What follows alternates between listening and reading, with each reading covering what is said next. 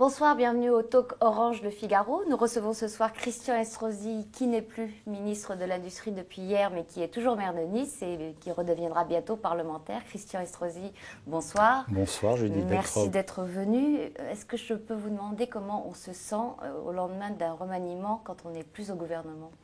On se sent bien, en tout cas en ce qui me concerne. Je ne sais pas, il y en a peut-être que ça rend malheureux, mais vous savez, la vie politique est ainsi faite que ce qui compte, c'est d'abord de défendre le destin de son pays.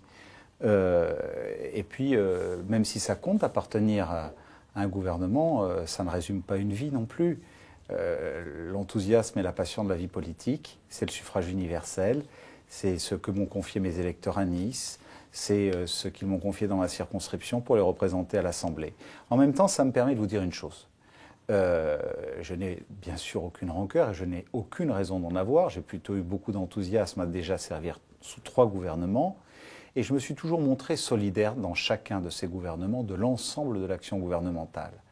Et ça n'est pas parce que je suis à l'extérieur que je jouerai contre mon camp. J'ai été solidaire dans le gouvernement, je serai solidaire de l'action gouvernementale en dehors du gouvernement. Ça, on va y venir, mais tout de même, en voyant ce gouvernement où les Chiraciens effectuent un retour en force, est-ce que vous n'êtes pas tenté de dire, comme Patrick Devedjian en 2007, que vous êtes pour l'ouverture qui irait jusqu'aux sarkozystes? Non, je crois que nous n'en sommes plus là. Le président avait besoin de rassembler le plus grand nombre de composantes de sa famille dans un gouvernement resserré. C'est un exercice extrêmement difficile. Je pense qu'il a trouvé les meilleurs équilibres possibles, jamais parfaits, mais les meilleurs équilibres possibles. Pensez-vous que François Fillon soit pour quelque chose dans votre éviction, sachant qu'il avait critiqué cet été la surenchère de certains membres de la majorité sur le terrain de la sécurité et que vous aviez vous-même à cette époque proposé que les maires qui n'investiraient pas suffisamment de moyens pour lutter contre la délinquance soient sanctionnés? D'abord, je n'ai pas dit les choses comme ça. J'ai demandé à ce que les municipalités qui ne respectaient pas tout simplement la loi de Nicolas Sarkozy sur la prévention de la délinquance puissent avoir à verser une amende comme on le fait pour la loi SRU lorsqu'on ne construit pas suffisamment de logements sociaux. Donc ça n'était pas un tribunal pour les maires que je réclamais. J'ai horreur de tout cela et je n'imagine pas un seul instant que ce soit pour cette raison, car si on a à être jugé, c'est sur son action dans son ministère. Et là, je n'ai sincèrement pas à rougir. J'ai fait revivre un ministère de l'Industrie au plus fort d'une crise mondiale que nous n'avions pas connue depuis plus d'un siècle. Lancé 11 comités stratégiques de filière, veiller à relancer le fabriqué en France, la solidarité entre les grands donneurs d'ordre et les sous-traitants, réussi parfaitement la réforme postale pour transformer l'établissement public en société anonyme et injecter 2,7 milliards d'euros pour en faire une grande activité logistique dans la concurrence européenne. Donc je crois que sur tous ces sujets sur lesquels on doit être jugé, c'est sur ces bilans et sur ces bilans seuls que l'on peut porter un jugement en tout état de cause. Donc ça n'est pas sur la sécurité. Alors je me permets de vous interrompre, c'est un sujet qui intéresse beaucoup nos internautes et l'un d'eux, qui s'appelle Isakiel, parle d'un sujet qui n'est pas la sécurité mais qui est proche et qui est aussi un marqueur de ce que fut le gouvernement, de ce que furent les gouvernements de Nicolas Sarkozy. C'est le ministère de l'Identité nationale qui a disparu avec ce remaniement. On regarde sa question. Hein. Isakiel, après l'avoir défendu, que pensez-vous de la disparition du ministère de l'Identité nationale? Quelle est votre réponse? Est-ce que cet abandon du marqueur du... Pardon, je pensais que nous allions l'entendre. Non, non, on l'entend pas. Après l'avoir défendu, juste... que pensez-vous de la disparition? D'abord, il n'y a pas de disparition, puisque Brice-Hortefeux il est ministre de l'Intérieur, de l'Immigration, voilà. Mais l'intitulé Identité nationale n'existe plus dans le gouvernement actuel. Qui peut douter un seul instant, même s'il n'y a pas d'intitulé qui figure, que, alors que c'est le programme de Nicolas Sarkozy, nous ne continuions pas à défendre ce grand principe républicain. Je crois qu'en aucun cas ça ne le remet en cause. Et toutes les lois qui ont été votées depuis l'arrivée de Nicolas Sarkozy, comme celle qui a été proposée devant le Parlement par Éric Besson à l'Assemblée et qui doit arriver devant le Sénat dans quelques semaines, démontrent bien que nous ne nous sommes à aucun moment écartés de ce choix politique. Remerciez lui aussi. Hervé Morin a réagi beaucoup plus violemment que vous. Si vous voulez bien, là, ce coup-ci, on le regarde. Je pensais qu'il fallait un gouvernement de rassemblement qui exprime la pluralité de la société Vous française. n'étiez pas d'accord politiquement.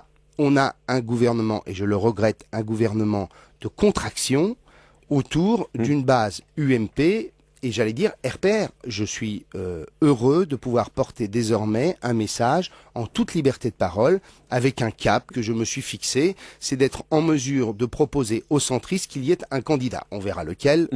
Vous êtes moins en colère qu'hier, manifestement. Alors, au-delà de son jugement sur le fond de ce remaniement, est-ce que vous croyez au rassemblement des centres qu'il appelle de ses voeux? Moi, j'apprécie beaucoup Hervé Morin. Et comme d'autres ministres, on en voit à chaque fois qui, en sortant, exprime une sorte de rancœur ou d'amertume. Moi, je trouve que c'est dommage. C'est tellement extraordinaire de participer à la vie politique de son pays. C'est peut-être une rancœur, une amertume, mais c'est aussi un dessein politique, un projet, une ambition. Peut-il la réaliser? C'est important de réaliser une ambition. Il y a aujourd'hui un nouveau centre. Hervé Morin est le président, c'est un ami qui a des choses à dire et qui a la liberté de le dire et de le défendre dans l'ensemble de la majorité. Ils sont toujours représentés d'ailleurs au sein du gouvernement, tout comme ils le sont au sein du Parlement. Donc allons-y, moi aussi j'ai des choses à dire. Vous savez, je pense que dans cette dernière étape de la présidence de Nicolas Sarkozy, après avoir fait passer toutes les lois qui ont permis la modernisation de notre pays, pris les dispositions qui nous permettent de réduire les déficits publics, de réformer les retraites, de nous mettre en disposition pour gagner des parts de compétitivité. Je sais, en tant que ministre de l'Industrie sortant, combien c'était essentiel pour nous.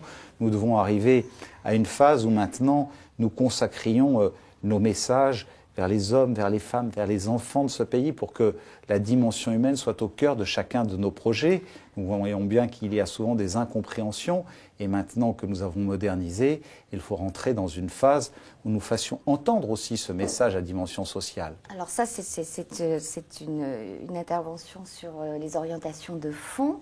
En termes de stratégie, que vous inspire l'arrivée de Jean-François Copé à la tête de l'UMP ?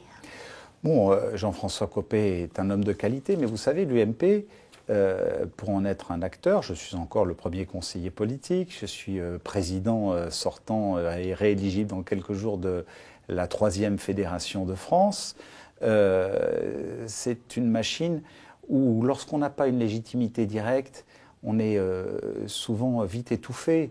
J'ai vu les difficultés de Patrick Devedjian, j'ai vu les difficultés qu'a rencontré Xavier Bertrand, qui sont tout à fait injustes parce qu'ils ont été l'un et l'autre, et Xavier Bertrand l'a été particulièrement un grand secrétaire général, qui ont bien tenu les choses, qui ont respecté C'est un conseil que vous donnez à Jean-François Copé, de se soumettre au suffrage des militants? Mais non, je n'ai pas de conseil à donner à Jean-François Copé. Jean-François Copé ne fait que se soumettre au statut actuel de l'UMP. Je dis que nous tous qui sommes membres de l'UMP aurions tout intérêt à faire évoluer les choses pour que la démocratie qui se joue déjà à presque tous les niveaux, délégués de circonscription, président de fédération, représentant au Conseil national, se joue jusqu'au plus haut sommet. C'est une très bonne chose que le président de la République ait voulu que le futur candidat de notre mouvement soit soumis au suffrage des militants. Eh bien, je pense que nous gagnerions à ce que le secrétaire général de notre mouvement se voit confronté à la même règle, parce que ça lui donnerait tellement plus de légitimité et plus de force. Quel rôle vous voyez-vous jouer dans cette nouvelle UMP?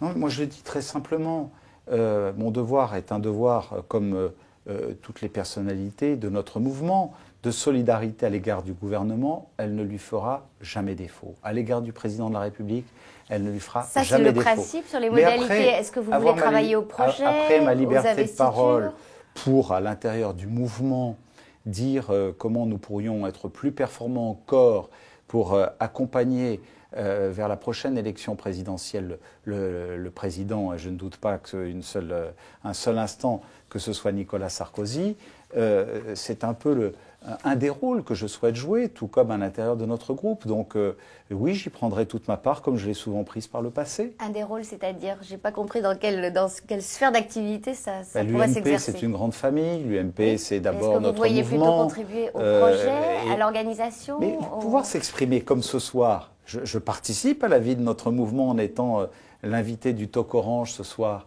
bon, c'est aussi bien autour de la table du bureau politique, autour de la table du Conseil national, dans nos fédérations, qu'au sein du groupe UMP que je rejoindrai dans exactement 29 jours maintenant. Dans 29 jours, et est-ce que à ce moment-là, le groupe UMP se trouvera dépourvu de président, puisque son président actuel, Jean-François Copé, va démissionner pour prendre le secrétariat général de l'UMP? Est-ce que sa succession à la présidence du groupe de UMP de l'Assemblée vous intéresse?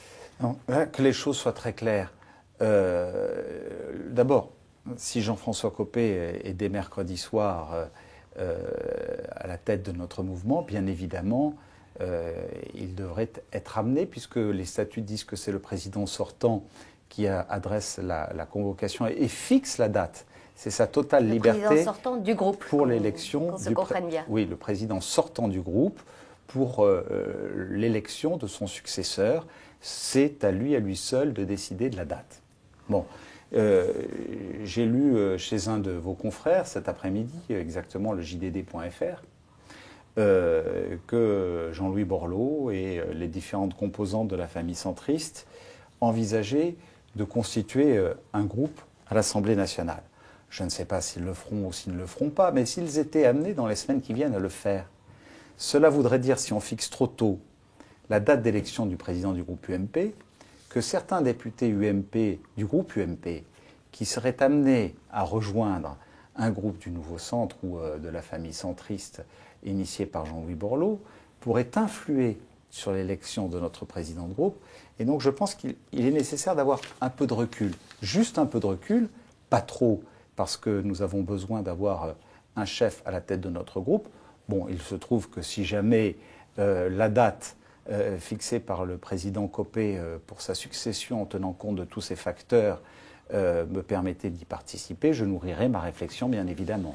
C'était un aspect juridico-politique de la question que nous n'avions pas envisagé. Merci Christian Estrosi et à demain pour un nouveau talk Orange Le Figaro. Bonsoir.